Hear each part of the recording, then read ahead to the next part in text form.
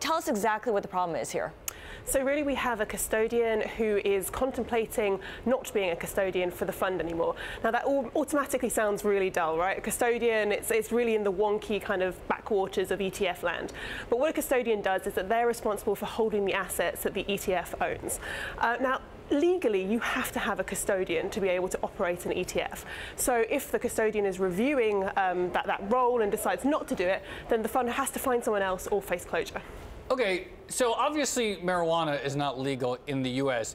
Does that necessarily imply that owning or controlling shares of companies who are operating legally in their jurisdiction is not allowed, or is this something that's up for judgment? Well, that's exactly the point. It's a little bit of a legal grey area. Now, if you read through the prospectus of MJX, it talks about not holding any companies that are in defiance of US law. So they are really trying to sort of avoid that by, as you say, holding Canadian companies. And it's US holdings when you look at it are really broader companies that perhaps have some kind of tangential interest in marijuana, people manufacturing sort of THC or kind of the active chemical in marijuana.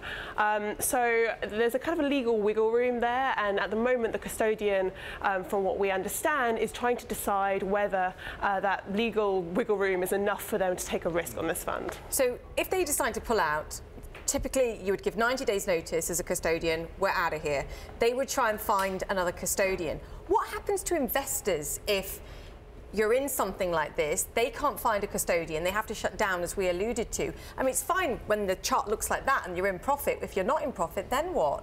So what will typically happen in a liquidation, and liquidations are pretty common in ETF land. We see so many launches that inevitably not all of them last. Yeah, so I think we had about 100 liquidations, slightly more than that last year. So a similar process would happen in this fund. The ETF issuer would have to give notice to shareholders that a fund was due to liquidate. That fund would then, shareholders would have time to kind of sell out of the fund if they didn't want to be there at the point of liquidation. And then at that point, shareholders would get a divvy up of the net asset value of the fund minus any costs.